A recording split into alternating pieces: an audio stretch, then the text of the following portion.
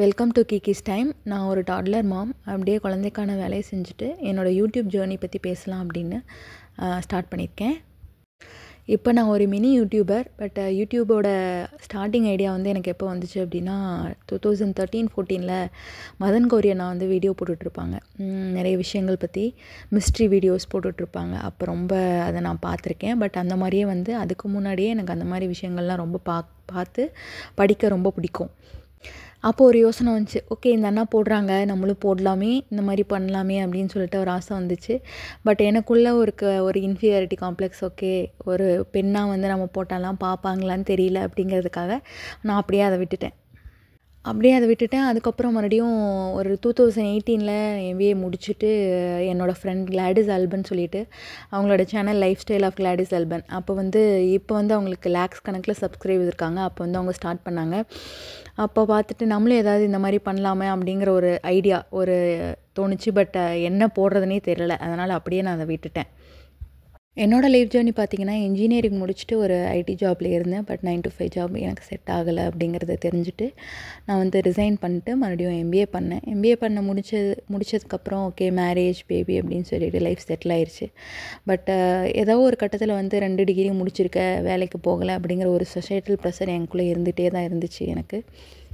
But இப்போ வந்து baby வந்துட்டதுனால எனக்கு வந்து பேபியில் தான் ஃபுல் கான்சன்ட்ரேஷன் பண்ணணும் அப்படிங்கிற ஒரு எய்ம், அது ஒரு கோல் எனக்கு.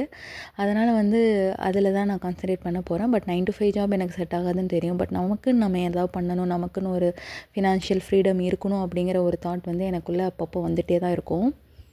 இந்த யூடியூப் சேனல் வந்து நான் என்னோடய ஃபஸ்ட் 2 இன்ஸ்டன்ட்டில் 3rd இன்ஸ்டன்ட் சொன்னப்போ வந்து நான் ஸ்டார்ட் பண்ணிட்டேன். பட் இப்போ வந்து எனக்கு கொஞ்சம் ஓகே, நம்ம ஸ்டார்ட் பண்ணமே அப்படிங்கிற ஒரு சாட்டிஸ்ஃபேக்ஷன் எனக்கு ரொம்பவே இருக்குது. பார்த்திங்கன்னா 2021 ஸ்டார்ட் பண்ணேன். டிசம்பரில் ஸ்டார்ட் பண்ணேன். கார்டன் வீடியோஸ் அப்படி போட்டுட்ருந்தேன்.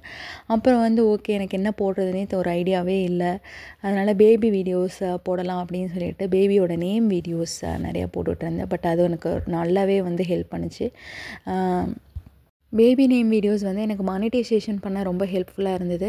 பட் வந்து நெக்ஸ்ட்டு ஃபேஸ்க்கு நம்ம போகணும், இன்னும் யூடியூப்பில் வந்து நல்ல வியூஸ் வரணும் அப்படிங்கிறதுக்காக ஓகே நம்ம வீலாக்ஸ் போடலாம், ஏதாவது பாசிட்டிவாக இருக்கிற திங்ஸை எடுத்து வீலாக்ஸாக போடலாம் அப்படிங்கிறதுக்காக ஓகே ஸ்டார்ட் பண்ணலாம் அப்படின்ட்டு இருக்கேன்.